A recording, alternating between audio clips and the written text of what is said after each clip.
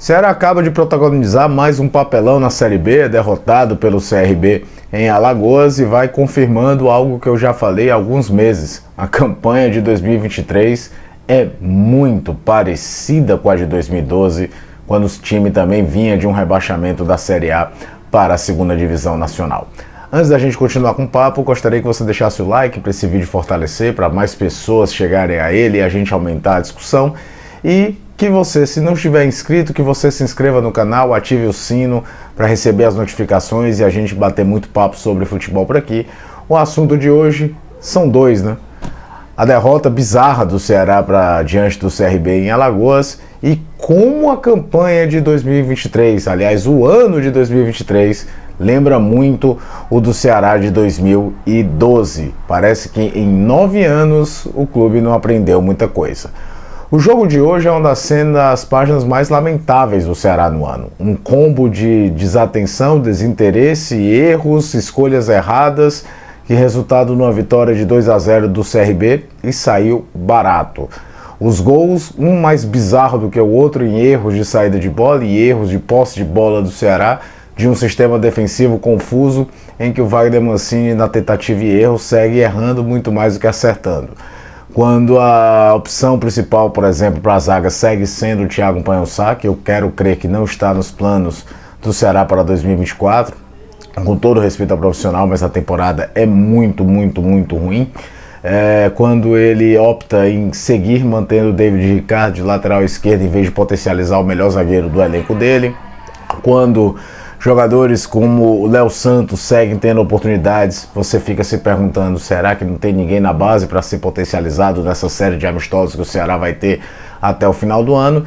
E quando também o treinador enche a equipe de atacantes a rodo sem ter o menor contexto, menor chance de conseguir um nível de criatividade.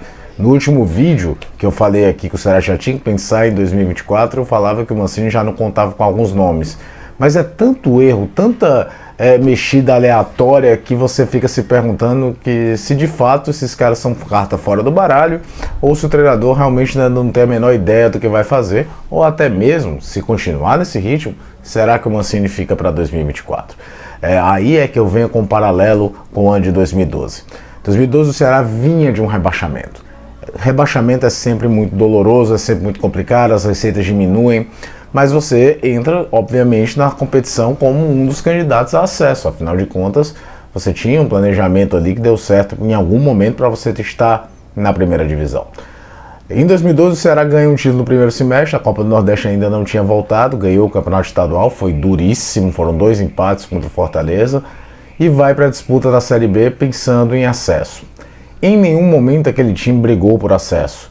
E tinha bons nomes, tinha, por exemplo, um Mota, que é ídolo do clube, veio contratações ao longo da competição, tentando encorpar um elenco que em nenhum momento arrancava, tinha a volta do Misael, depois de empréstimo para o Vasco, chegou Robert, atacante experiente, ex-Palmeiras, ex-PSV Eindhoven, que depois jogaria no Fortaleza, mas o time nunca conseguia engrenar. E até mesmo a contratação, que vamos traçar um paralelo lá do Barleta esse ano, né? A contratação cara no último momento da janela para conseguir dar um gás a mais, naquela época foi uma aposta que o Ceará adora fazer, né? Que é buscar um ídolo do passado, foi o Magno Alves, que não surtiu efeito em 2012.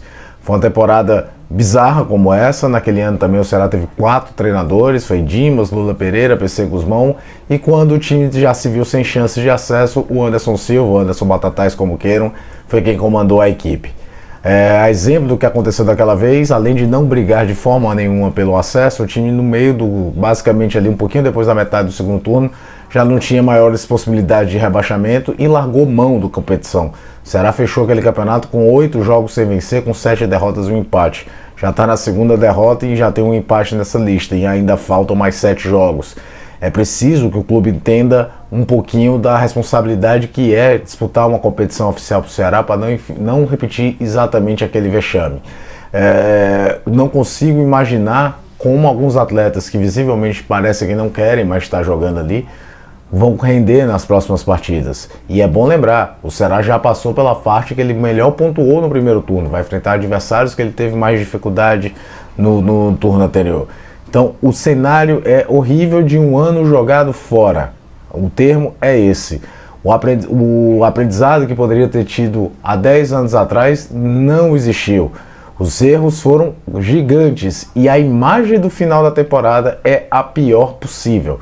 O Ceará precisa olhar para dentro e pensar o que é que vai ser feito. Hoje é um clube que tem o presidente e o treinador. O que está no meio do caminho, o diretor de futebol, o executivo, como vocês sabem, não existe. Então fica mais difícil ainda você acreditar que o planejamento de 2024 está sendo feito, uma vez que a espinha dorsal do departamento de futebol simplesmente não existe. E a julgar pelo que vem atuando esses jogadores atuais, é bom o time pensar numa grande limpa de elenco. E não é fácil fazer isso. Tem gente com contrato longo, tem gente que talvez não tenha mercado para ser realocado. O Ceará precisa ser certeiro o ano que vem, mas principalmente entender que o ciclo se fechou para muita gente ali, até mesmo gente que chegou nessa temporada. O retrato final do Ceará é muito, muito desesperador, principalmente analisando todo esse contexto que eu falei de vir de um rebaixamento, chegar na Série B como suposto favorito, fazer a campanha que fez e pelo jeito vai repetir 2012, terminando de forma melancólica, perdendo a maioria dos seus jogos, cumprindo tabela de forma totalmente nem aí, e a atuação de hoje contra o CRB, para mim, se torna uma das páginas mais vexatórias da história recente do clube. Um time que entrega 2 gols de forma bizarra, que colecionou momentos dignos de esquetes dos Trapalhões, esbarradas, erros bobos, besteiras. Foi uma coisa mesmo tenebrosa que aconteceu na noite dessa sexta-feira, lá no estádio Rei Pelé. Quero ver mesmo se os passos vão ser dados. Se o planejamento vai existir, o Ceará já precisa ter pensado como é que vai ser feito o seu departamento de futebol.